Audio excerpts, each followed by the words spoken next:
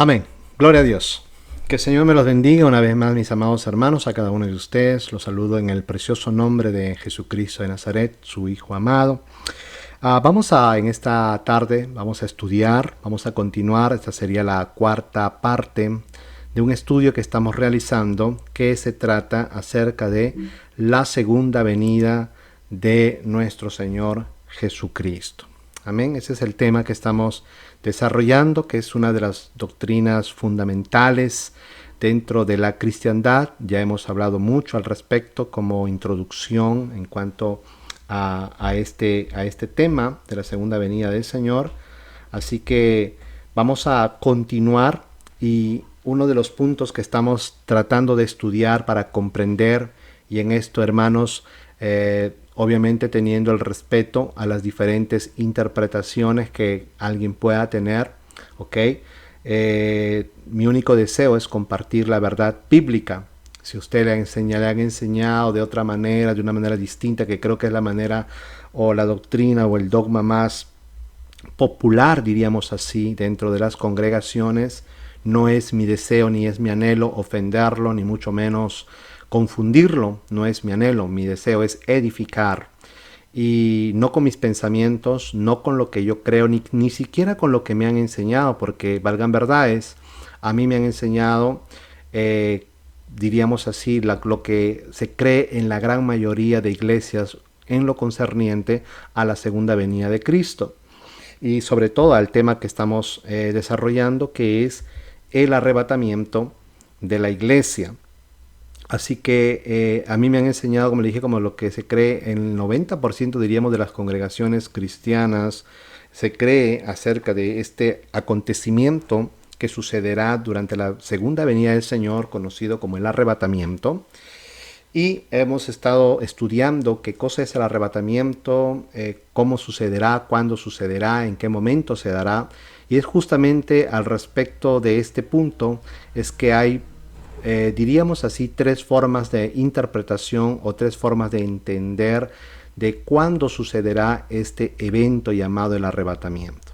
Recuerden de que esta palabrita, el arrebatamiento, aparece en la epístola del apóstol Pablo a los tesalonicenses, ¿okay?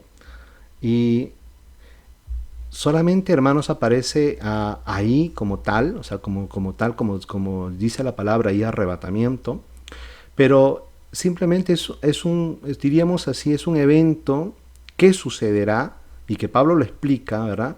Que es un acontecimiento que sucederá durante la segunda venida del Señor.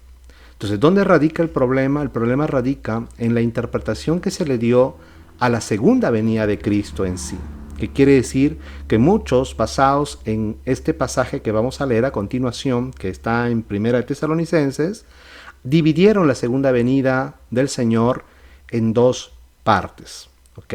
Haciendo un total de tres venidas. La primera hace 2000 años aproximadamente atrás, la segunda venida, una venida oculta, ¿okay? Que solamente el Señor vendría hasta las nubes del cielo, mas no pisaría la tierra, y sería una venida como ladrón en la noche, donde nadie lo vería, y solamente lo único que se produciría en esa venida oculta o secreta es justamente este acontecimiento que Pablo lo detalla. Entonces, es eso lo que el meollo del asunto, diríamos así. Este es el meollo del asunto, que hay este debate, diríamos así, o esta discusión dentro de la cristiandad de cuándo se efectuará este acontecimiento que la Biblia lo llama el arrebatamiento. Ahora se ha hecho mucho énfasis en este detalle, porque simplemente era un detalle que Pablo especifica cuando él quiere hablar de la esperanza que los cristianos deben tener a causa, en este caso a los tesalonicenses, a causa de la muerte de sus seres queridos o de hermanos en la fe que estaban muriendo, ¿verdad? Entonces muchos estaban entristeciendo a causa de esto, y Pablo les escribe una carta explicándoles de que la esperanza de todo cristiano es la resurrección de los justos. Y ese evento, que es la resurrección, se llevará a cabo cuando el Señor Jesús aparezca por segunda vez. Entonces Pablo va a explicar de una manera detallada algo que no sucedió, no lo hace Pedro, no lo hacen los demás, Pedro tiene una manera distinta de explicar la segunda venida del Señor, que bueno, lo veremos más adelante, pero tal vez Pablo va a detallar un poco más algo de lo que nuestro Señor Jesucristo había explicado en ese famoso, diríamos, ese famoso discurso escatológico, ¿verdad? En Mateo 24, cuando habla de su segunda venida, de las señales que habrían y todo eso. Pablo lo va a especificar un poco más detalladamente, ¿no? Conforme a él se le había revelado. Pero él no está hablando de un acontecimiento distinto a la venida del Señor. Él está hablando de un mismo acontecimiento que fue del que habló nuestro Señor Jesucristo. Pablo no creía que dentro de la segunda venida del Señor habrían dos facetas, una oculta, escondidas como ladrón, donde nadie lo vería y donde se produciría un arrebatamiento, secreto, donde miles desaparecerían, como les he mostrado aquí esta foto, donde dicen miles desaparecen, ahí esta chica que está con sus anuncios ahí, ¿verdad? Donde dicen miles desaparecen, y por 7 años el mundo está en un caos, con la tribulación, con el anticristo, y en esos 7 años la iglesia que ha sido arrebatada está en los cielos celebrando las bodas del Cordero, para después de estos 7 años regresar a la tierra, ¿verdad? Ya con el Señor, montados en caballos blancos, como lo dice el libro de Revelación, Apocalipsis 19, y bueno, instaurar aquí en la tierra el reino milenial. Esta es la, diríamos así, el concepto que se tiene de la segunda venida de Cristo desde una perspectiva, diríamos, que la tienen casi la gran mayoría de congregaciones con esta teología dispensacionalista, ¿verdad? Donde se divide la historia de la humanidad, o sea, de los tratos de Dios con la humanidad en 7 dispensaciones. Entonces, por eso que divide en este periodo, ahorita nos encontramos en la dispensación de la iglesia o la gracia, y este periodo terminará, dicen ellos, con el arrebatamiento de la iglesia para pasar a la dispensación de la tribulación, el trato de Dios con Israel, donde Dios se vuelca a tratar con Israel, lo que se conoce como la angustia de Jacob, para luego, después de esos 7 años de tribulación y gran tribulación, establecer el reino milenial. Eso es lo que se cree en la gran mayoría de congregaciones. Entonces, ¿cuál es el detalle? Ya les expliqué que dividen la segunda venida del Mesías en 2 facetas, una oculta y una totalmente visible después de 7 años, donde todo ojo le verá. En la venida secreta o oculta, que es durante el periodo después de 7 años de tribulación, vendrá la venida visible. En la venida oculta solamente viene para arrebatar o llevarse a los suyos, a la iglesia, a los que arden en amor, para después de 7 años volver y ya establecer su reino sobre la tierra en una venida visible, donde, como dice Apocalipsis, todo ojo lo verá. Pero la pregunta que nos estamos haciendo, ¿es eso verdad? ¿Enseña la Biblia realmente que la segunda venida del Mesías está dividida en 2 partes? ¿De dónde se sacaron esa historia de que la segunda venida del Mesías está dividida en 2 acontecimientos? ¿De dónde salió? Y eso es lo que estamos tratando, hermanos, de explicar. Así que vamos a leer nuestro texto que se encuentra en el libro la epístola del apóstol Pablo a los tesalonicenses, capítulo 4, verso 13 en adelante. Dice el apóstol: tampoco queremos, hermanos, que ignoréis acerca de los que duermen, para que no os entristezcáis como los otros que no tienen esperanza. Porque si creemos que Jesús murió y resucitó, así también traerá Dios con Jesús a los que durmieron en él. Por lo cual os decimos esto en palabras del Señor, que nosotros que vivimos, que habremos quedado hasta la venida del Señor, no precederemos a los que durmieron. ¿Amén? Versos 16 y 17 dice: porque el Señor mismo, con voz de mando, con voz de arcángel y con trompeta de Dios, descenderá del cielo, y los muertos en Cristo resucitarán primero. Luego nosotros, los que vivimos, los que hayamos quedado, seremos arrebatados juntamente con ellos en las nubes para recibir al Señor en el aire. Y así estaremos siempre con el Señor. Entonces, se dan cuenta aquí, hermanos, Pablo está hablando de la segunda venida del Señor. ¿Ok? No está hablando de un evento distinto a lo que Jesús anunció en el Monte de los Olivos a sus discípulos acerca de su segunda venida. Es la misma. Simplemente que aquí Pablo lo está detallando cómo habría de ser aquella venida y las cosas que sucederían, como la resurrección de los muertos, en este caso de los justos, solamente la primera resurrección, y la transformación tanto de los resucitados como de los que estén vivos en ese momento, de los que hayan permanecido. Serán transformados y serán arrebatados juntamente con ellos, o sea, juntamente con los muertos que serán resucitados con cuerpos gloriosos. Así también nosotros, los que estemos vivos, seremos transformados y con cuerpos gloriosos seremos arrebatados. Entonces Pablo aquí está usando esta palabra arrebatamiento, que es la palabra harpazo, ya habíamos mencionado, ¿verdad? Que significa apoderarse, tomar por la fuerza, arrebatar, llevarse por la fuerza en este sentido, que aparece ya incluso en otros pasajes de las Escrituras, como en Hechos capítulo 8, verso 39, como en 2 Corintios capítulo 12, verso 2 y verso 4, y también el texto que estamos leyendo, Tesalonicenses, también aparece en Revelación capítulo 12, verso 5, ¿okay? Donde el Hijo varón es arrebatado para Dios y para su trono. Entonces esta misma palabra arrebatar, pero aquí vemos que es simplemente un detalle, hermanos, un detalle de todo lo que sería la segunda venida del Señor. Pero lamentablemente, como ya les he explicado, que han hecho de este pequeño detalle, han hecho el centro de todo. Y por eso que hoy, en vez de hablar de la segunda venida del Señor, se habla mucho solamente del arrebatamiento, el arrebatamiento, el arrebatamiento y el arrebatamiento, ¿verdad? Y que nos preparemos, claro que hay que prepararse, yo no digo que no, tenemos que prepararnos para la segunda venida del Señor, que es la esperanza de la iglesia, que es la esperanza, incluso, mire, si usted, aunque no dice, no lo detalle, pero para que usted vea, hay un credo, ¿okay? Hay un credo que es se conoce como el credo apostólico, ¿okay? Seguramente usted lo ha recitado o lo ha rezado cuando usted pertenecía a la Iglesia Católica, pero yo quiero decirle que este credo no es de la Iglesia Católica, sino es el credo apostólico. O sea, es un documento que se encontró incluso mucho más antiguo que otros documentos del primer siglo, donde se detalló el credo que la Iglesia tenía en el primer siglo, qué es lo que creía en la Iglesia en el primer siglo. Y yo se lo voy a recitar. Fue modificado en algunas partes este credo, ¿okay? Pero que no, ahorita no les voy a mencionar qué es, porque no es tema del estudio, no tiene nada que ver con nuestro estudio, pero se lo voy a recitar como más o menos dice o cita o reza este credo apostólico. Creemos en un solo Dios, Padre, Creador del cielo y de la tierra. Creo en Jesucristo, su único Hijo, que fue concebido por obra y gracia del Espíritu Santo. Nació de Santa María Virgen y padeció bajo el poder de Poncio Pilato.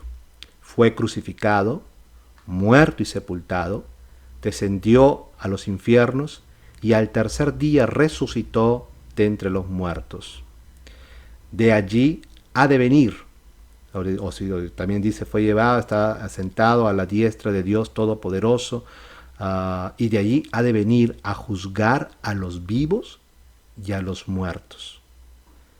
Creo en el Espíritu Santo, en la Santa Iglesia Universal, que sería católica, universal, en la comunión de los santos, en la resurrección de la carne y la vida eterna. Amén.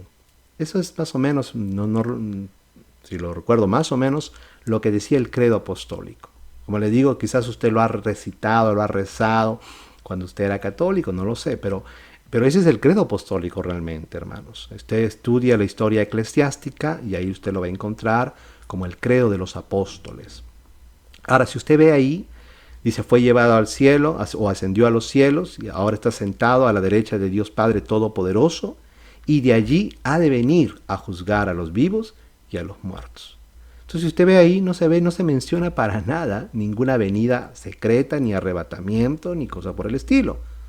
Ahora, con eso ya les he explicado que arrebatamiento, claro que hay, pero es un acontecimiento, simplemente un detalle que sucede durante la segunda venida del Señor. Ahora, si nosotros hablamos de una venida secreta, hermanos, escondidas, justamente Jesús de Nazaret, nuestro Señor, nuestro Maestro, justamente, hermanos, Él advirtió a sus discípulos que no se dejaran engañar por nadie que os dijera, que hablase, de que el Mesías había venido en forma secreta. Yo no sé cómo somos los seres humanos, ¿verdad? Eso es lo que nos advierten y eso es justamente lo que hacemos. Entonces, hacemos todo lo contrario de lo que el Señor nos dijo. Por ejemplo, en Mateo 24, el Señor habla acerca justamente de esto, cuando Él dice que nadie os engañe, cuando os digan, mire, yo ya os lo he dicho antes, así que si os dijeren, mirad, está en el desierto, no salgáis, o mirad, está en los aposentos, en algo secreto, ¿verdad? Escondido, no lo creáis, porque como el relámpago que sale del oriente y se muestra al occidente, así será también la venida del Hijo del Hombre. Yo no veo aquí, hermanos, una venida oculta, secreta. Justamente es eso lo que Jesús está advirtiendo. En Mateo capítulo 24, a partir del verso 25 hasta el 27, Él dice, ya os lo he dicho antes, así que si os dijeren, mirad, está en el desierto, en lugar, en el desierto donde no hay nadie sabe nada, nadie lo ve, está escondido por ahí, no salgáis, o mirad, está en los aposentos, no lo creáis, dice. O sea, ¿por qué? Porque la venida del Hijo del Hombre, su segunda venida, no habría de ser una venida oculta, secreta, solamente para unos cuantitos, ¿verdad? Los escogidos, que son los que van a ser arrebatados y ellos nomás lo van a ver y se van a ir al cielo por 7 años y etcétera, etcétera. No, no, no. Jesús lo dice bien claro, que la señal del Hijo del Hombre será como el relámpago que sale del oriente y se muestra hasta el occidente. Algo que se va a ver, hermanos, no sé cómo, yo no sé cómo, eso sí, para Dios no hay nada imposible, pero va a ser algún acontecimiento que se va a ver en todo el mundo, en todo el planeta Tierra. Se va a ver de oriente a occidente. Usted sabe que el mundo está dividido, hoy actualmente está dividido en oriente y occidente. Va a ser un acontecimiento visible, así como el relámpago. Usted no ha visto un relámpago en secreto, ¿verdad? Cuando el relámpago se muestra, se ve, se ilumina todo y encima, aparte de que ilumina todo, pues su sonido retumba por toda la tierra. Así será la venida del Hijo del Hombre. No habla en absoluto de una venida secreta, oculta.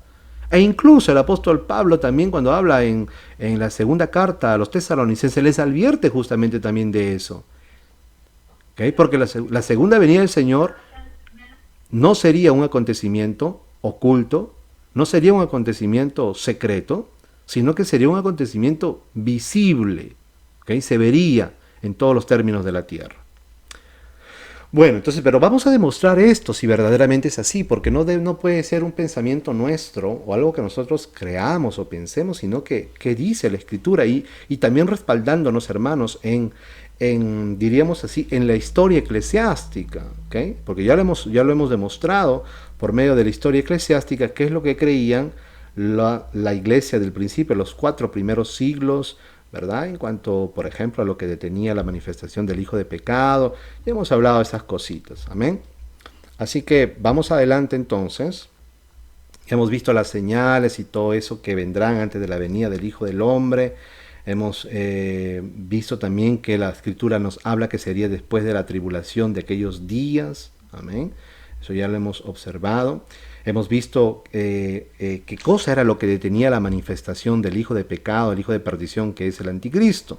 Muchos piensan que es la iglesia, que es el Espíritu Santo. Ya vimos que lo que detenía la manifestación del hijo de pecado, entiéndase el anticristo, es o era el imperio romano, ¿verdad? Ahí están todos los testimonios, usted puede ir y verlo o escucharlo en el estudio número 3 de la segunda venida de nuestro Señor Jesucristo. Ahora vamos a ver entonces, vamos a demostrar justamente lo que estamos hablando, que la venida del Hijo del Hombre, la segunda venida del Hijo del Hombre, de nuestro Señor Jesucristo, sucede no como un acontecimiento secreto, oculto, sino que es algo visible. Y no ocurre antes de la tribulación, como muchos creen, ¿okay? Muchos tienen esta ilusión que no van a pasar la gran tribulación, no van a estar aquí, van a ser librados de muchas cosas, cuando la Biblia enseña todo lo contrario. ¿ok? Todo lo contrario. La iglesia del Señor empezó con una gran tribulación y terminará sus días sobre la tierra con una mega tribulación, ¿ok? Con una gran tribulación, una gran aflicción, una gran persecución, así también se traduce como una gran persecución.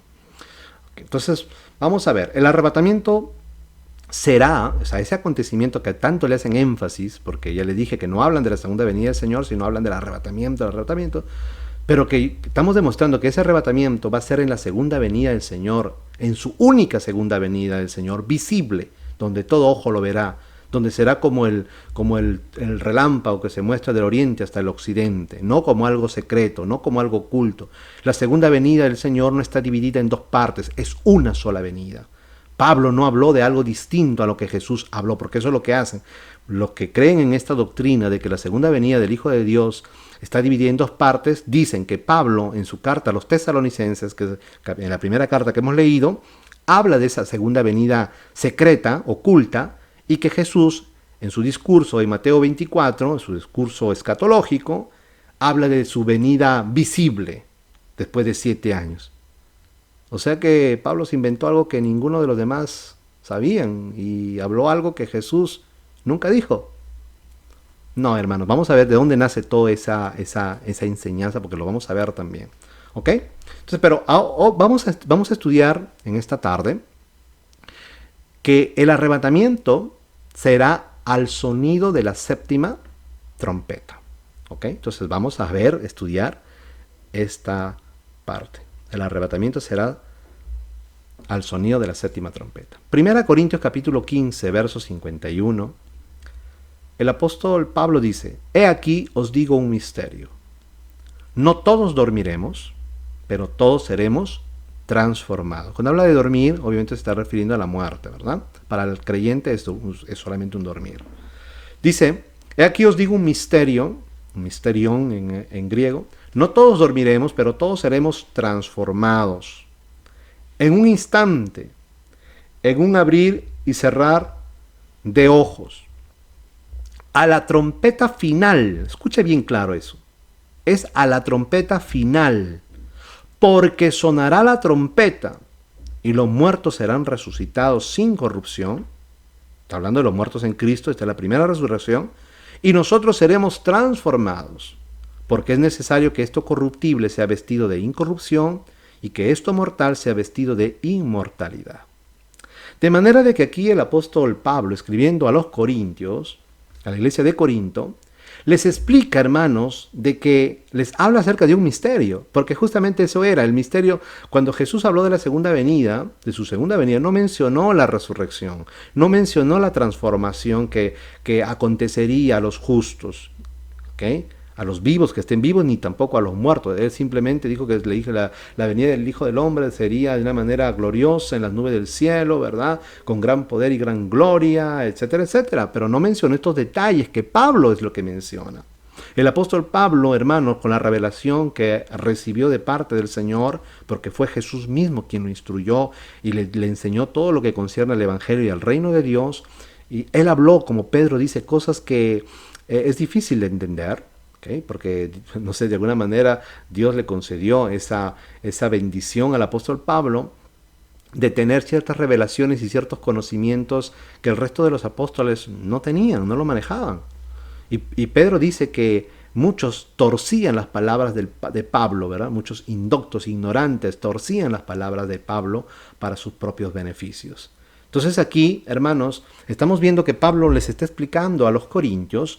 Dice este misterio: no todos dormiremos, pero todos seremos transformados. En un instante, en un abrir y cerrar de ojos, es lo que él ya había hablado en su carta a los tesalonicenses. Pero lo dice cuándo sería. Mira, aquí sí Pablo nos explica cuándo sucedería este acontecimiento.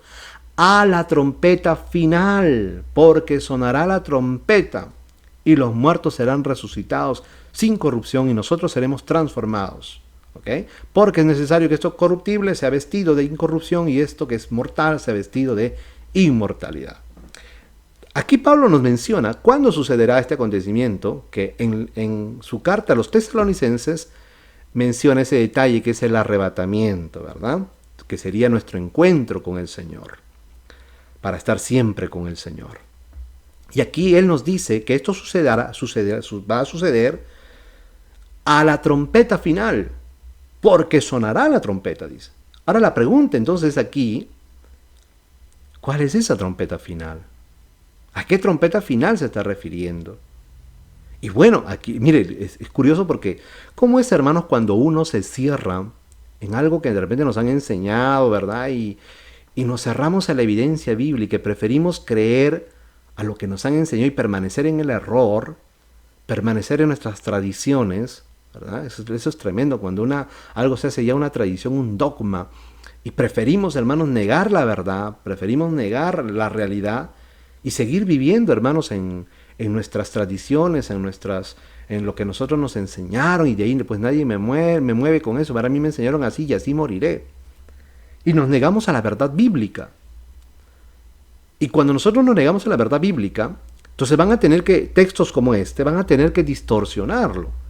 Les voy a explicar cuál es valga la redundancia, la explicación o la interpretación que dan a este texto de la trompeta final los que creen en un arrebatamiento antes de la tribulación. Les voy a explicar. Dicen ellos de que esta trompeta final, ¿a qué se refiere? Bueno, dicen ellos, explican, de que hay 3 trompetas. ¿Okay? Mire, escuche la interpretación que le dan. Hay 3 trompetas. Una es la trompeta que sonó el Padre, otra es la trompeta que sonó el Hijo y otra es la trompeta que sonó el Espíritu Santo. La trompeta que sonó el Padre sucedió en el Antiguo Testamento. La trompeta que sonó el Hijo sucedió en el Nuevo Testamento. Y el Espíritu Santo será el que suene la última trompeta de la Trinidad, ¿verdad? En el fin de los tiempos durante el arrebatamiento. Yo le hago una pregunta. ¿Enseña eso la Biblia? ¿Dice eso que el Padre sonó una trompeta, que el Hijo sonó otra trompeta y que el Espíritu va a sonar otra trompeta? No dice por ningún lado. Dese cuenta, hermano, usted ahí, para que usted entienda cómo se inventan cosas, porque es eso, se inventan cosas para poder mantenerse en una doctrina que no tiene sustento. Y eso es lo triste. Y prefieren, hermanos, se dan cuenta que su doctrina no tiene fundamento, no tiene base en lo que están ellos enseñando y creyendo, pero como están tan arraigados a eso y no se abren a la verdad bíblica, van a tener que tratar de transgiversar y dar una interpretación de su imaginación para poder explicar lo que aquí estamos leyendo, porque acá dice que este acontecimiento donde seremos transformados y luego arrebatados, que es lo que dice 1 Tesalonicenses, sucederá a la final trompeta. Porque sonará la trompeta. ¿Y por qué dice a la final trompeta? Porque van a haber varios sonidos de trompetas, obviamente. ¿Y dónde lo encontramos eso? No necesitamos, hermanos, inventarnos nada. No necesitamos, hermanos, ahí imaginar, ¿y qué será eso? ¿Y será que el Padre o será que...? No, hermanos, solamente tenemos la Biblia, es la base de nuestra fe. Y la Biblia, la palabra de Dios, se explica a sí misma. No tenemos que inventarnos nada, no tenemos que especular absolutamente nada. Las Escrituras se explican por sí mismas. Y vamos a ver qué es lo que dicen las Escrituras entonces, porque no es que Dios nos ha dejado, hermanos, en la ignorancia en cuanto a esto. Para empezar, antes de pasar a este detalle, acá dice que Pablo les habla de un misterio, ¿verdad? Algo que estaba escondido, por eso les dije, porque no se menciona en ningún otro lado acerca de este acontecimiento, como los detalles de la segunda venida del Señor. Si usted, por ejemplo, ha leído el libro de Apocalipsis o el libro de Revelación, en el capítulo 10 del libro de Revelación, dice, le voy a leer rapidito, dice, capítulo 10 dice, vi descender del cielo otro ángel fuerte, envuelto en una nube, con el arco iris sobre su cabeza, y su rostro era como el sol, y sus pies como columna de fuego. Tenía en su mano un librito abierto y puso su pie derecho sobre el mar y el izquierdo sobre la tierra, y clamó a gran voz como ruge un león, y cuando hubo clamado, 7 truenos emitieron sus voces. Cuando los 7 truenos hubieron emitido sus voces, yo iba a escribir, pero oí una voz del cielo que me decía, sella, las cosas con los que los 7 truenos han dicho, y no las escribas. Y el ángel que vi en pie sobre el mar y sobre la tierra levantó su mano al cielo y juró por el que vive por los siglos de los siglos, que creó el cielo y las cosas que están en él, la tierra y las cosas que están en ella, y el mar y las cosas que están en él, que el tiempo no sería más, sino que en los días, escuche bien, sino que en los días de la voz del séptimo ángel, ¿okay? La voz del séptimo ángel, cuando él comience a tocar la trompeta, el misterio de Dios se consumará. ¿Qué cosa? El misterio de Dios. ¿Qué dijo el apóstol Pablo en 1 Corintios? He aquí os digo un misterio. El misterio de Dios se consumará como él lo anunció a sus siervos, los profetas. ¿Ok? Qué interesante. Entonces aquí habla la voz del séptimo ángel cuando comienza a tocar la trompeta. ¿Y dónde encontramos eso? ¿Lo encontramos eso en la Escritura o tenemos que inventarlo nosotros? No, lo encontramos en la Escritura. Y eso está en el libro de Revelación, ¿okay? En el capítulo 11, verso 15, dice la Escritura, el séptimo ángel tocó la trompeta. Estas son las 7 trompetas justamente, de donde son 7 ángeles que van a tocar 7 trompetas, que cada una trae ciertos juicios, acontecimientos sobre la humanidad. Y aquí, esta es la última trompeta, la séptima trompeta. Por eso que Pablo dijo, a la final trompeta o a la última trompeta, depende de la traducción que usted pueda leer. Hay versiones que dicen, al sonar de la última trompeta. El séptimo ángel tocó la trompeta y se oyeron fuertes voces que decían, el reino del mundo es ahora el reino de nuestro Señor y de su Cristo. Y Él reinará por siempre. Gloria a Dios. El séptimo ángel tocó la trompeta y se oyeron fuertes voces que decían, el reino del mundo es ahora el reino de nuestro Señor y de su Cristo, y Él reinará por siempre. Luego los 24 ancianos que estaban sentados en sus tronos ante Dios se inclinaron hasta el suelo y lo adoraron, diciendo, te damos gracias, Señor Dios Todopoderoso. Tú eres el que es y el que ha sido siempre. Te damos gracias porque hiciste uso de tu gran poder y comenzaste a gobernar. Los que no creen en ti se enojaron, pero ahora ha llegado el momento de tu ira. Ahora es el momento de juzgar a los muertos. Es el momento de recompensar a tus siervos los profetas y de recompensar a tu pueblo santo, a los que te respetan, tanto grandes como pequeños. Al sonido de la séptima trompeta, es, hermanos, lo que acontece aquí, la consumación del misterio de Dios. ¿Cuál es ese misterio? El establecimiento del reino de Dios. Toda la Biblia nos habla, hermanos, acerca del reino de Dios. Los profetas hablaron del reino de Dios, donde Dios tomaría el control nuevamente de este mundo. No es que Dios perdió el control, para que me entienda. Obviamente todas las cosas están bajo el dominio del Señor. Pero estamos viendo, hermanos, que como por eso que la venida del reino es cuando ya Dios venga a gobernar en una manera directa. ¿Okay? Directa sobre esta humanidad. Ese es el reino de Dios o el reino de los cielos. Por eso que la oración que nos enseñó nuestro Maestro y Señor y Salvador no es llévanos a tu reino. ¿Es así como nos enseñó a orar? ¿Acaso nos enseñó a decir llévanos a tu reino? Que es lo que la gran mayoría piensa. No. Venga tu reino. Y hágase tu voluntad, así como se hace en los cielos, así también aquí en la tierra. El reino de Dios ahora está en un sentido espiritual, pero solamente en los corazones de aquellos que han creído y han aceptado a Jesús como el Mesías, como el Señor y Salvador de sus vidas. Pero el resto de la humanidad no hace la voluntad de Dios, hace lo que le da la gana. Entonces, el reino de Dios es cuando el gobierno de Dios se establezca sobre este mundo. ¿Y eso cuándo acontece? En la séptima trompeta. ¿Y qué aparece ahí? Aparece la resurrección. Habla, hermanos, aquí de recompensar. ¿Cuándo es que nosotros vamos a recibir la recompensa de la vida eterna? ¿Acaso no es cuando seamos resucitados, cuando Cristo vuelva? ¿Acaso el Señor mismo no dice, he aquí vengo pronto y mi galardón conmigo para premiar a cada uno según sea su obra? ¿Cuándo es que acontece eso? ¿A la primera trompeta, a la segunda trompeta, a la tercera, a la cuarta, a la quinta? Es a la séptima trompeta. Y a la séptima trompeta es la consumación de todo. Ya pasó todos los juicios y todo lo que usted pueda ver en el libro de Revelación. Y no interesa si está en el capítulo 11 porque no es algo cronológico. Nosotros tenemos que entenderlo así, no es algo cronológico.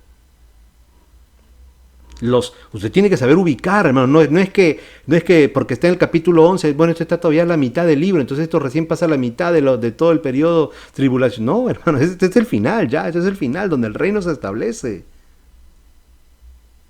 Eso es lo que tenemos que entender en el libro de Apocalipsis. No son acontecimientos cronológicos, sino que uno están metidos dentro de otros, uno metido dentro de otro, y tiene que saber ahí usted un poquito con sabiduría de parte del Eterno, saber identificar en qué más o menos, en qué periodo, en qué tiempo cronológicamente hablando sucede cada acontecimiento, cada juicio que aparece en el libro de Revelación. Entonces aquí lo vemos claramente, hermanos, que la séptima o la final trompeta de la que habló el apóstol Pablo a los Corintios es la séptima trompeta, donde viene la consumación del misterio de Dios, que es el reino de Dios. Y en esa consumación acontece, hermanos, justamente este gran acontecimiento, que es la segunda venida del Mesías, donde Él, hermano, por eso mire, cuando usted ve lo que dicen ahí, dice el verso 17, diciendo, te damos gracias, Señor Dios Todopoderoso, tú eres el que es y que ha sido siempre, te damos gracias porque hiciste uso de tu gran poder y comenzaste a gobernar. ¿Por qué dice así? Si usted lee el verso 15, el séptimo ángel tocó la trompeta y se oyeron fuertes voces que decían, el reino del mundo es ahora el reino de nuestro Señor y de su Cristo, y Él reinará por siempre. O sea, Dios va a tomar el control, el dominio de todos los reinos de este mundo. ¿Por medio de quién? Del Mesías, de su Hijo amado. ¿Y eso en qué momento acontece? En la séptima trompeta, la última trompeta, o la trompeta final. Entonces no tenemos que inventarnos nada. Entonces, pero como los que creen que el arrebatamiento es un acontecimiento distinto a la segunda venida visible y al establecimiento del reino, ellos se inventan y dicen que esa final trompeta es la trompeta que suena el Espíritu Santo. ¿Y dónde dice semejante barbaridad? Por ningún lado.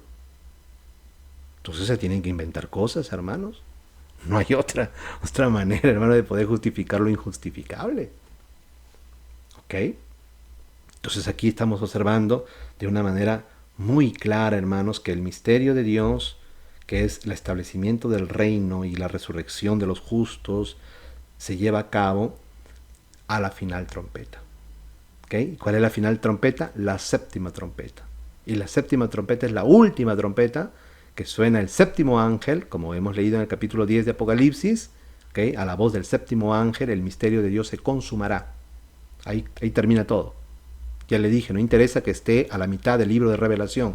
Aquí es la consumación de todo. El establecimiento del reino.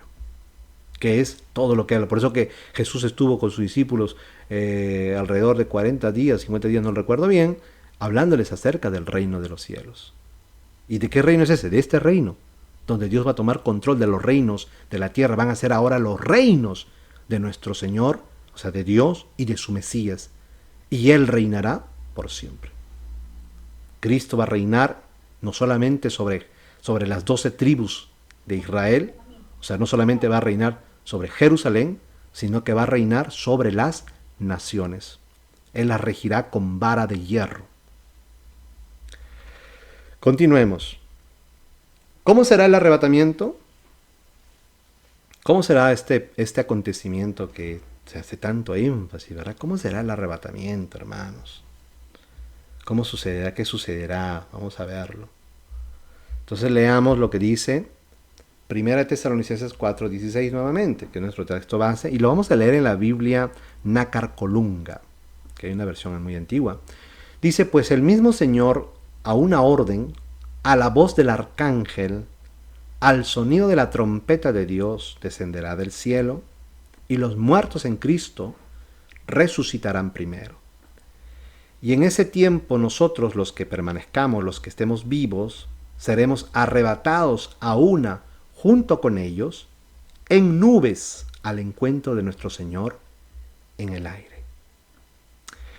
Esto es lindo, hermanos, de poder entenderlo. Entonces vamos a ver los detalles que se mencionan aquí, hermanos, que nos menciona el apóstol Pablo. Vamos a verlo, ¿ok? Vamos a ver los detalles. Número 1. El Señor descenderá del cielo en nubes. Y no vaya a pensar, hermanos, que son estas nubes que nosotros miramos arriba, ¿verdad? De vapor de agua.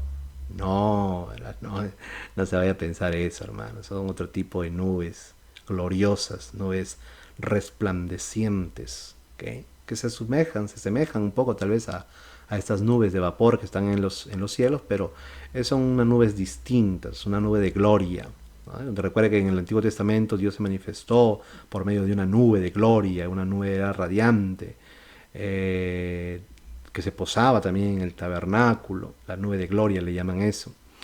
De manera de que aquí el Señor va a venir, descenderá del cielo en una nube. No piense que usted va a venir flotando ahí en esas nubes de vapor que están en el cielo. No, es solamente para que nosotros tengamos una manera de entender. ¿Y cómo será? Bueno, no me pregunte porque tampoco lo sé y no estamos para especular. Siguiente, sonará la última trompeta. Estamos viendo los detalles. Sonará la última trompeta. Se oirá la voz de un arcángel, que es un jefe de ángeles, que puede ser de un arcángel literal o puede ser la voz del Señor mismo. Porque de aquí muchos, como en el caso de los testigos de Jehová, han interpretado que Jesús es el arcángel Miguel, cuando eso es falso. ¿En base a qué? A esto justamente. Porque dice, porque el mismo Señor descenderá del cielo con voz de mando, con voz de arcángel.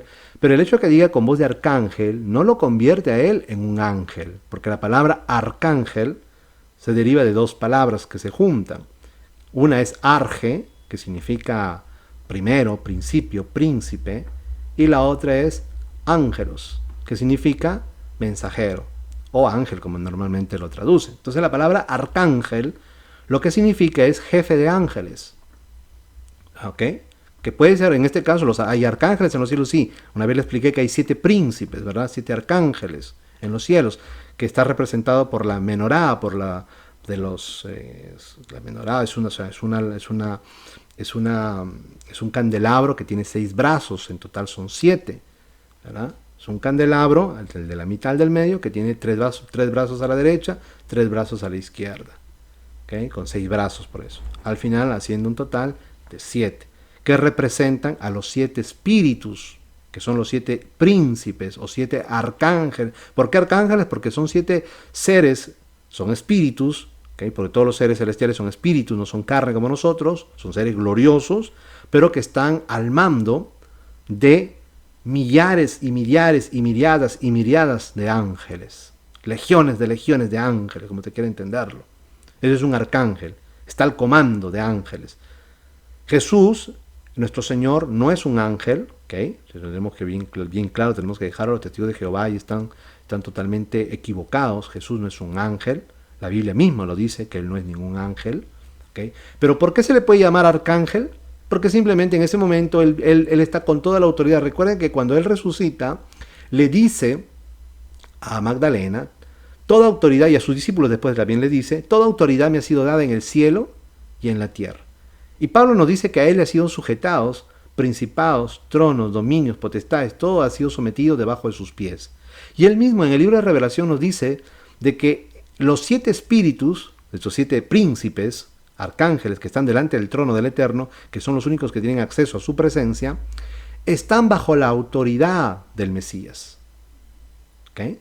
De manera que el Señor puede venir con legiones de ángeles bajo su comando. Entonces, cuando vienen legiones de ángeles bajo el comando del Señor, se le puede llamar tranquilamente arcángel, pero no porque sea un ángel, como lo es Miguel, como lo es Gabriel. No. Sino que Él está bajo su comando, bajo su dominio, bajo su autoridad. Están legiones y legiones de ángeles. Por eso que tranquilamente se le puede decir que es con voz de arcángel, o sea, con la voz de un príncipe de ángeles. Okay. Bueno, espero que se haya entendido. Siguiente acontecimiento, mire, los muertos en Cristo resucitarán, que será la primera resurrección. Estos son los detalles. Los vivos serán transformados, a los que estén vivos, creyentes, serán transformados en un abrir y cerrar de ojos, como lo hemos leído en la carta a los Corintios. Los ángeles, escuche bien, los ángeles arrebatarán a los santos en nubes. No a las nubes, como muchos, a veces algunas traducciones dicen, sino es en nubes.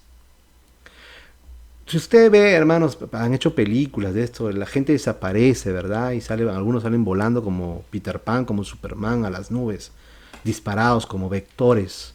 No, hermanos, eso no es así, eso es imaginación.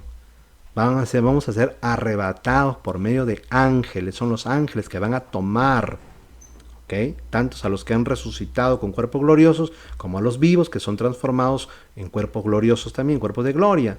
Y son arrebatados, son tomados por ángeles. Eso yo ya le expliqué la vez pasada cuando hablamos del significado de la palabra harpazo. Ahí les expliqué cómo los ángeles efectúan esta labor, así como sucedió con Elías. Un ángel lo arrebató. O sea, no un ángel, pero fueron ángeles con un carro de fuego, ¿verdad? Con caballos de fuego, una carroza de fuego vino y arrebataron a Elías. Y obviamente el caballo no venía solo, venía con ángeles. ¿Ok? Para que nosotros entendamos un poquito cómo fue. Recibiremos al Señor en el aire. El Señor también, así como nosotros vamos a ser arrebatados en nubes de gloria, gloriosas, nubes gloriosas, que la Biblia lo llama, en el libro de los Salmos lo llama que son los carros del Señor. ¿Okay? El Señor monta, dice, en una nube. Son como si fueran sus carrozas, dice. De manera que es así, por eso que somos arrebatados en nubes. No son nubes ordinarias, por si acaso. ¿Okay? Somos arrebatados en nubes para recibir al Señor en el aire. ¿Okay? Después descenderemos juntamente con Él para instaurar el reino mesiánico. Ahora vamos a hacer una comparación, ya que les expliqué que los que creen en un arrebatamiento antes de la tribulación y por ende dividen la segunda venida del Señor en dos partes, una oculta como ladrón y la segunda después de 7 años visible donde todo ojo lo verá, ellos dicen que Mateo, que es lo que habló Jesús en Mateo 24, es la venida visible, o sea, después de 7 años, mientras que la que habló Pablo en 1 Tesalonicenses capítulo 4 es la venida oculta, secreta como ladrón, antes de la tribulación, para llevarnos a los lugares celestiales y después de 7 años regresar ya en la venida visible donde todo ojo lo verá juntamente con nuestro Señor. Veamos si esos son acontecimientos distintos, que es lo que enseñan. ¿Será que estos dos acontecimientos, de lo que dijo Jesús y de lo que dijo Pablo a los tesalonicenses, son dos acontecimientos distintos o es un mismo acontecimiento? Bueno, vamos entonces a ver la comparación, ¿ok? Veamos la comparación.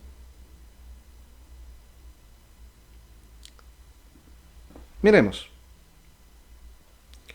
Dice, Mateo 24, verso 30 al 31. Entonces, esto lo dijo Jesús a sus discípulos, entonces aparecerá en el cielo la señal del Hijo del Hombre, a cuya vista todos los pueblos de la tierra prorrumpirán en llantos, y verán venir al Hijo del Hombre sobre las nubes resplandecientes. Ahí te das cuenta de lo que le decía yo, no son las nubes ordinarias que usted ve arriba en el cielo, esos vapores de agua, sino que son nubes resplandecientes del cielo, con gran poder y majestad, el cual enviará a sus ángeles con trompeta sonora.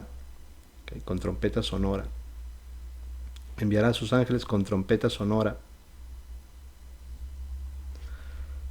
Congregarán a sus escogidos de las 4 partes del mundo, desde un horizonte del cielo hasta el otro.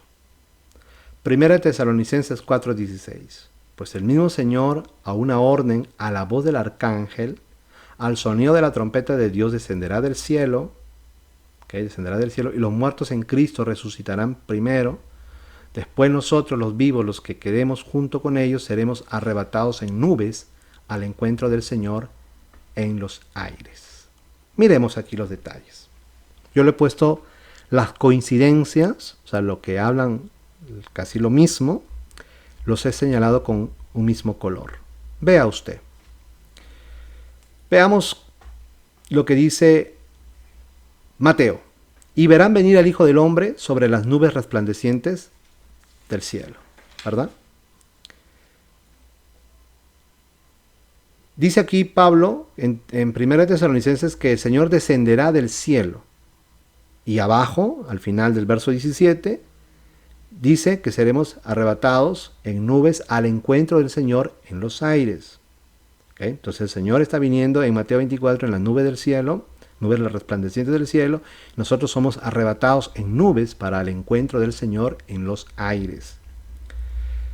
Verso 31, Mateo 24 dice, está de verde, ¿okay? El cual enviará a sus ángeles. O sea, Jesús va a enviar a sus ángeles.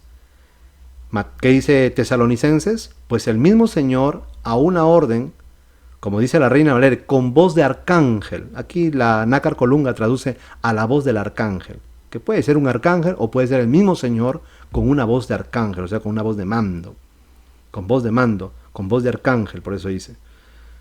Enviará a sus ángeles.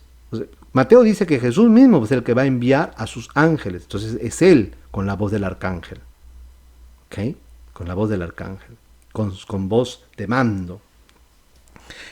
Es lo mismo que aparece, usted se da cuenta, aparece aquí en Mateo 24, el cual enviará a sus ángeles, y que dice aquí, a la voz del arcángel, o con voz de arcángel, como traduce el Reina Valera 60. Es lo mismo. Con trompeta sonora, que dice Tesalonicenses, al sonido de la trompeta de Dios. Ah, lo mismo. Y que dice, congregarán a sus escogidos de las 4 partes del mundo, desde un horizonte del cielo hasta el otro. Congregarán. Y esto es interesante, porque cuando usted lee Tesalonicenses, segunda Tesalonicenses, dice, hermanos, con respecto a la venida de nuestro Señor Jesucristo y a nuestra reunión con Él, que es episinagoge, que significa lo mismo esto, congregar, episinagoge, es lo mismo. Y mire, seremos arrebatados. Aquí los ángeles van a los 4 extremos de los 4 puntos de la tierra, esto significa todo el globo terráqueo, para congregar. ¿Cómo los congregan? Los arrebatan. Claro que aquí Jesús en Mateo 24 no menciona esa palabra, pero es lo mismo. Son los ángeles que son enviados de parte del Señor y van a tomar, hermanos, a sus... Si no, ¿cómo los van a congregar? Pues les va a enviar una carta de invitación para que lleguen todos a Jerusalén. No, sino que son los ángeles que van a tomar tanto a los que han resucitado, ¿okay?, de la primera resurrección, como a los que estén vivos en aquel momento y sean transformados, los van a tomar y en nubes los van a llevar al encuentro del Señor en los aires. Si usted se da cuenta, Jesús en Mateo 24 y Pablo en su primera carta a los Tesalonicenses hablan del mismo evento. No están hablando de 2 eventos distintos o separados, sino de un mismo evento. ¿Y de qué evento están hablando? Ambos de la segunda venida, de la segunda y única venida de nuestro Señor Jesucristo, que será una venida visible, gloriosa, no oculta, no a escondidas, no como ladrón. Cuando habla de que vendrá como ladrón en la noche, significa que vendrá de un momento improvisto, pero para el mundo, no para nosotros, por si acaso. Cuando él dice vendré como ladrón en la noche, no es para nosotros, porque Pablo lo dice bien claro, hermano, vosotros no estáis en tinieblas para que aquel día os sorprenda como ladrón. Eso va a ser para el mundo. El mundo estará haciéndose así como Sodoma y Gomorra, hermano, o como los tiempos de Noé, en sus vidas cotidianas normal, disfrutando de la vida, disfrutando, comprando, vendiendo. Mas la iglesia no, la iglesia, el creyente debe estar preparado, esperando, velando. A nosotros no nos debe agarrar como ladrón.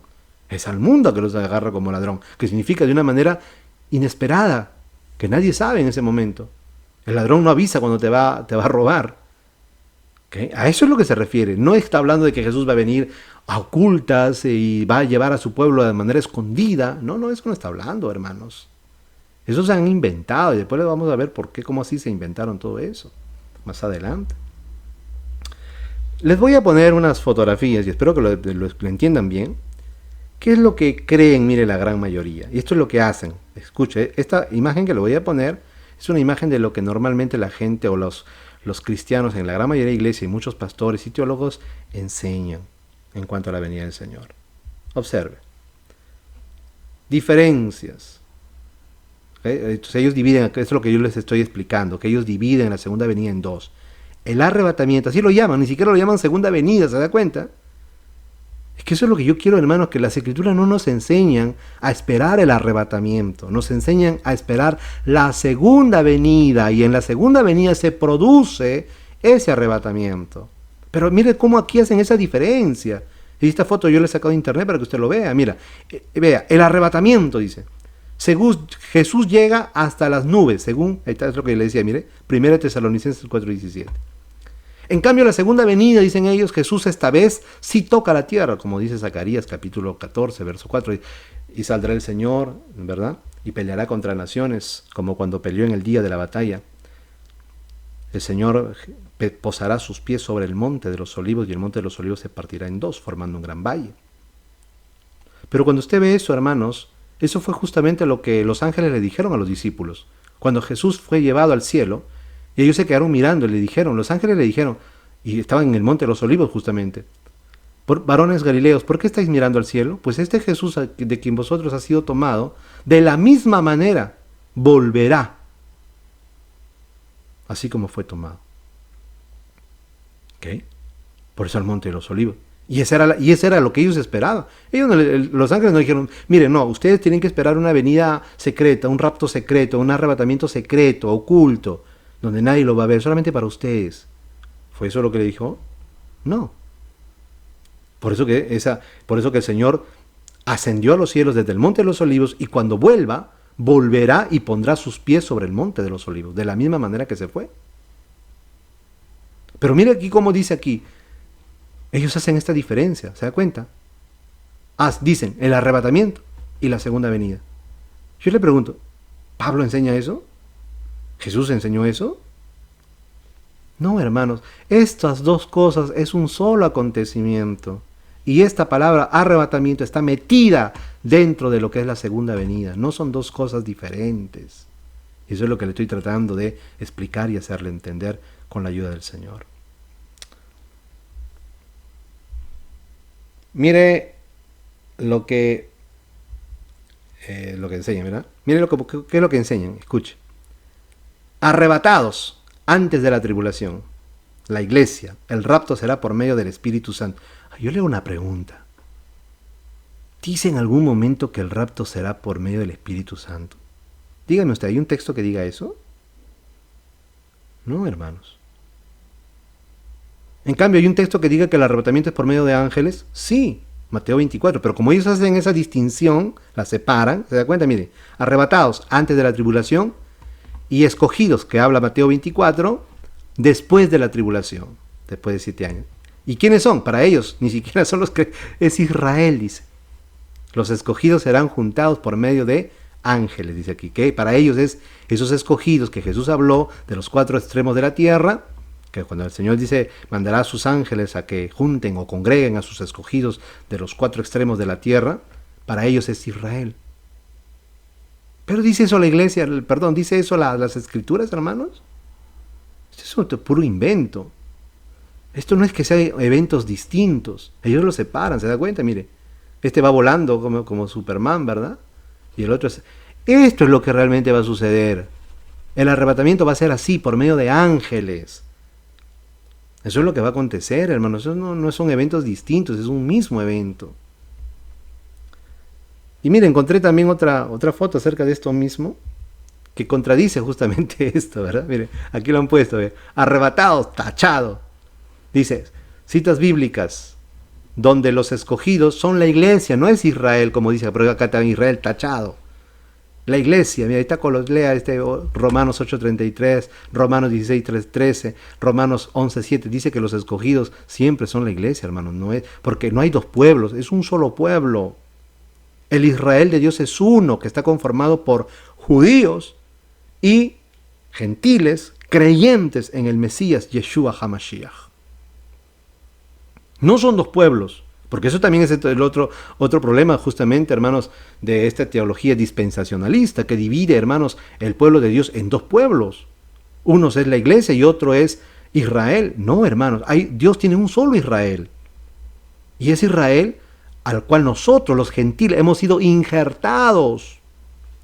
No es que la iglesia sea la gentilidad, no, eso es un error, hermano. La iglesia es Israel, a la cual nosotros hemos sido injertados como olivo silvestre, contra natura hemos sido injertados en el olivo natural, que era el Israel de Dios. Por cuanto las ramas originales no creyeron, fueron desgajadas, y nosotros que hemos creído que éramos olivos silvestres, fuimos injertados contra naturaleza. para formar un solo pueblo. De manera que esto acá, no, hermano, lo que enseñan que Israel es una cosa, la iglesia es otra cosa, es un error garrafal. La iglesia es Israel. ¿Ok? Conformada por judíos, israelitas, descendientes de Abraham, creyentes en el Mesías, y por gentiles creyentes en el Mesías. Los israelitas, por muy hijos de Abraham que fuesen, pero si no creen en el Mesías, serán desgajados. Y los gentiles que no crean en el Mesías también serán desechados. Entonces aquí lo vemos, hermanos, como la iglesia es la que está siendo arrebatada en la segunda venida del Señor. Rápidamente, si me alcanza el tiempo, vamos a terminar con este tópico. ¿Qué significa recibir al Señor en el aire? ¿De dónde salió eso? O sea, ¿por qué se habla de que vamos a recibir en el aire? Porque acá es otro detalle, ¿verdad? Muchos creen que somos arrebatados, ya sea como quiera que crean, ¿verdad? Como vamos a salir volando como Superman, o que vamos a ser arrebatados, como dice la Escritura, por medio de ángeles, para encontrarnos, dar el encuentro al Señor, o como dice la Escritura, para recibir al Señor en el aire. Y ahí yo quiero que usted lo entienda bien claro. La gran mayoría cree que eso es para que después el Señor nos lleve a las mansiones celestiales y gozar de las bodas del Cordero por 7 años.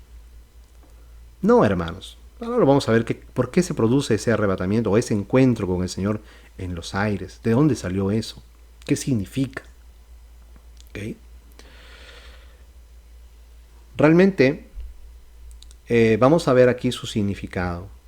¿De dónde salió diríamos así, esta imagen, ¿verdad? De lo que es un arrebatamiento para encontrarnos al Señor. Y note, si nosotros nos vamos a ir a los lugares celestiales por 7 años, debería ser el Señor quien sale a recibirnos, y no nosotros a Él. Si nosotros salimos a recibirlo, es porque Él va a venir a esta tierra. Si nosotros nos fuéramos a las mansiones celestiales, Él saldría a recibirnos a nosotros.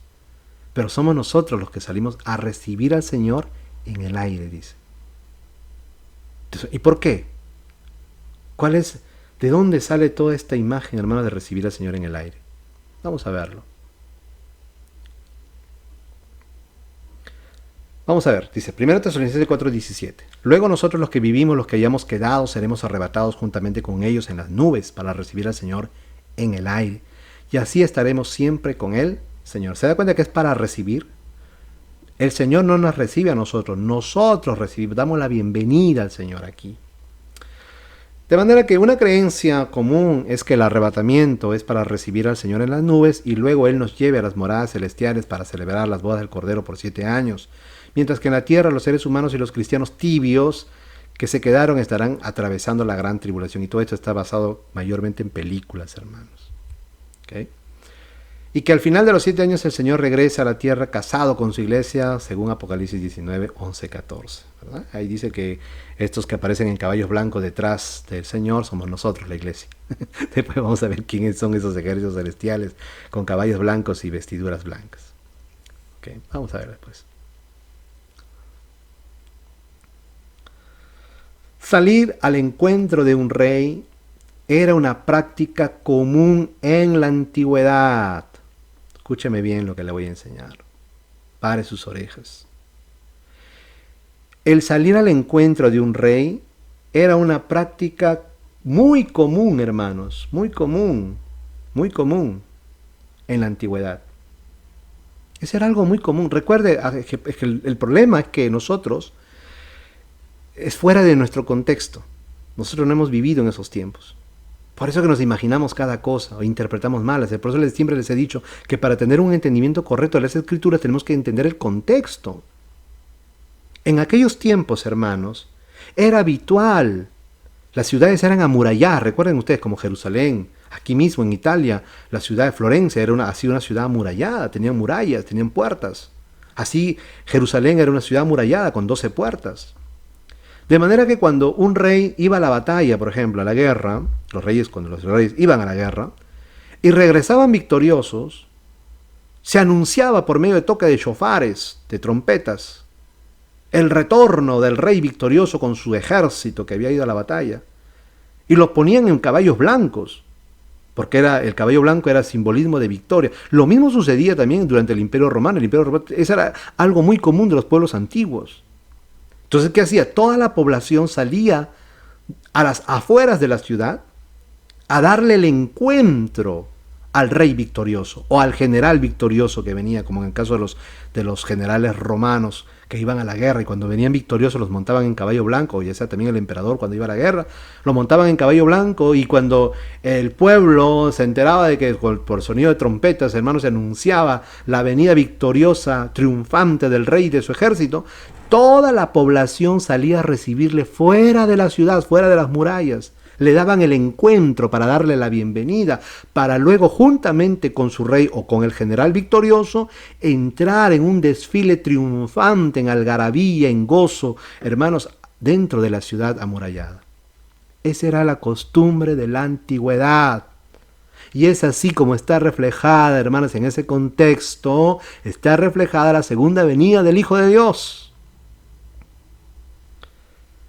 Por eso que cuando Jesús, para entrar a Jerusalén, la ciudad del gran rey, así se le llama Jerusalén, la ciudad del gran rey, a la ciudad de David.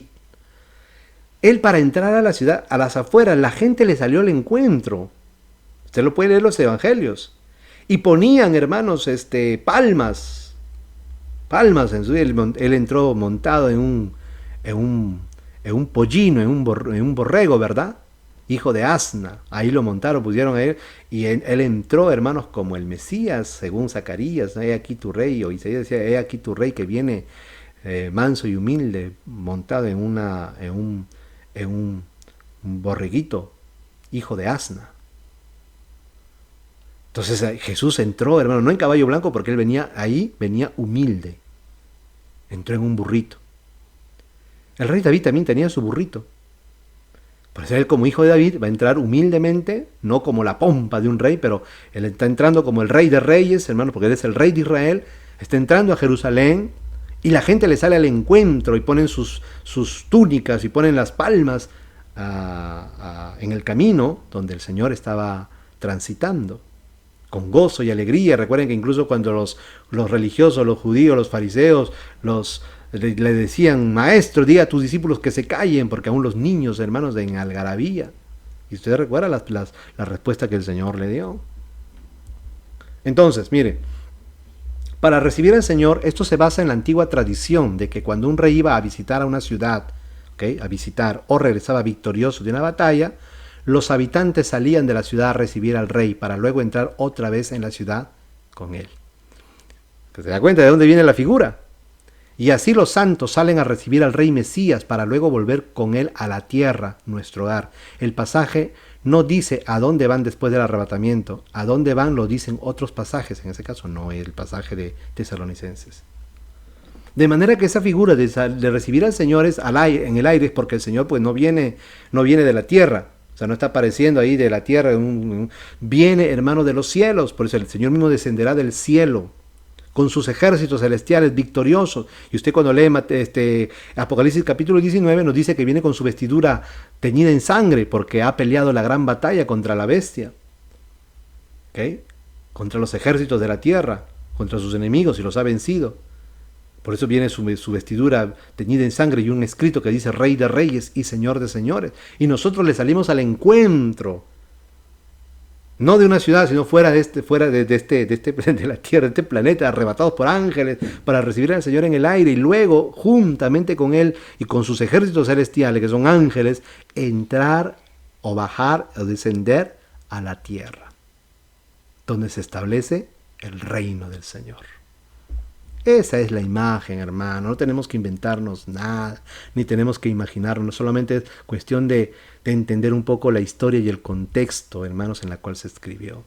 Segundo de Samuel, capítulo 19, verso 15 al 17, dice: Entonces el rey emprendió el regreso, hablando de David, y llegó al río Jordán. Los de Judá, por su parte, fueron a Gilgal para recibirle. Oiga eso.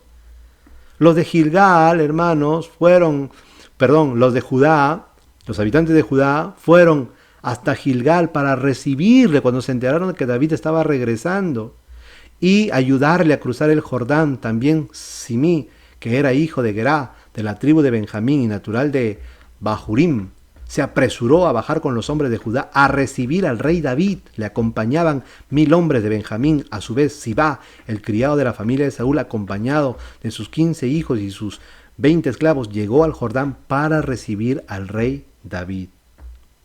¿Se da cuenta?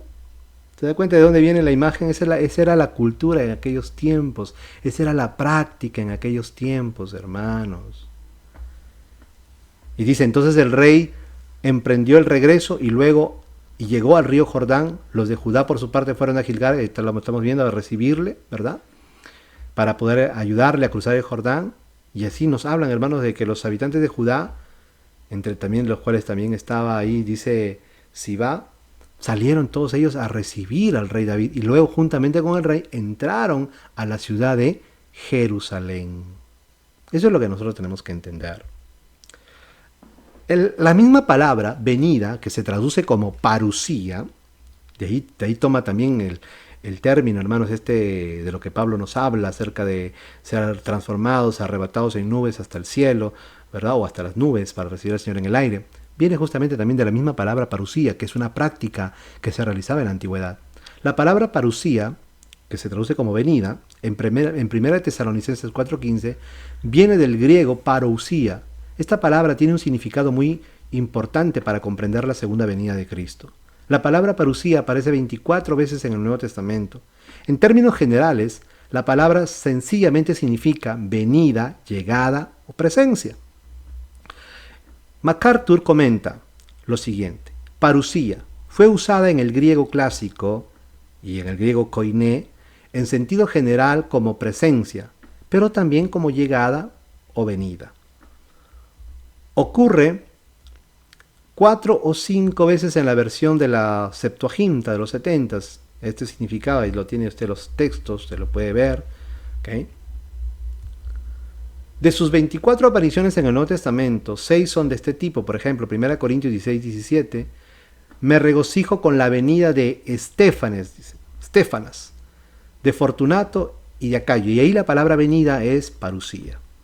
Véase también 2 Corintios 7, de 6 al 7, 10, verso 10, Filipenses 1:26 y 2:12.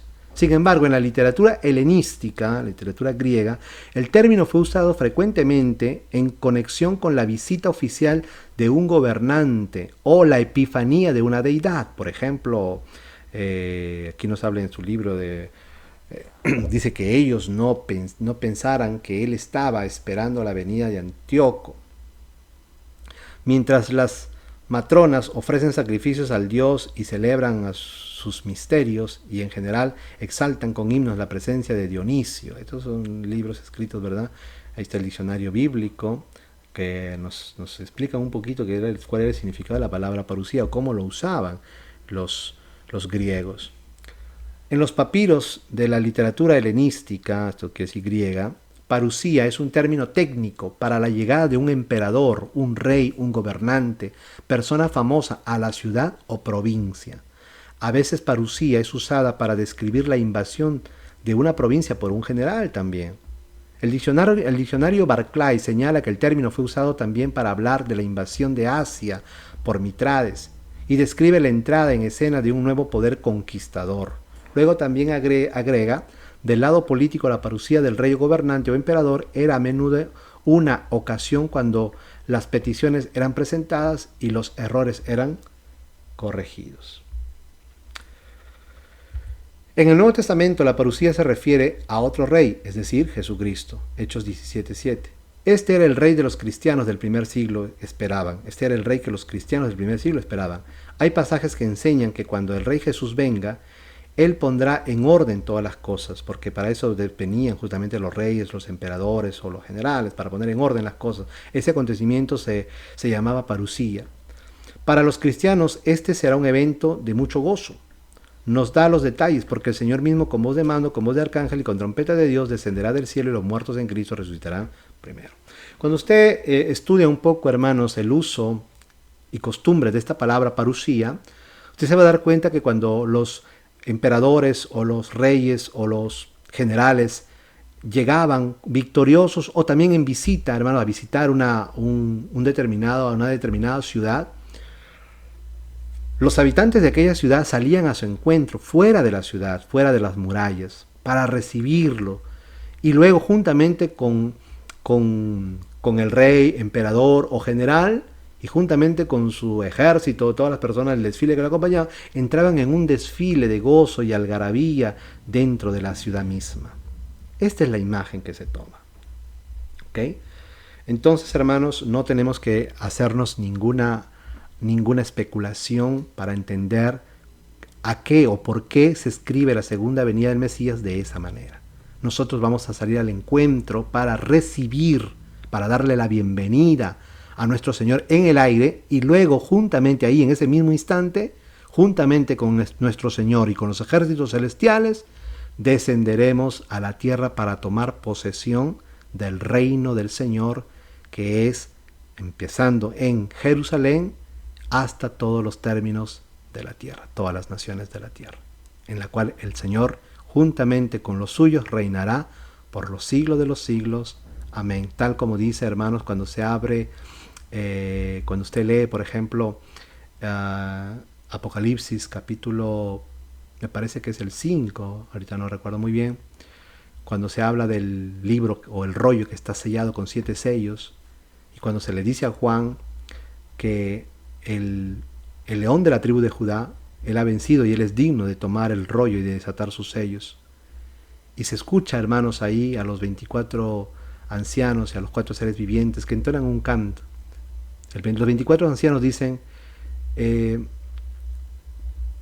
cordero que fue inmolado es digno de tomar el sello del rollo y de desatar sus sellos, porque tú fuiste inmolado y con tu sangre has redimido gente de todo pueblo, de toda lengua y de toda nación, y los has hecho un reino de sacerdotes. Y mire lo que dice, y reinarán sobre la tierra por los siglos de los siglos. Entonces, el Mesías va a reinar juntamente con su iglesia, esto quiere decir el pueblo, el Israel de Dios, ¿ok?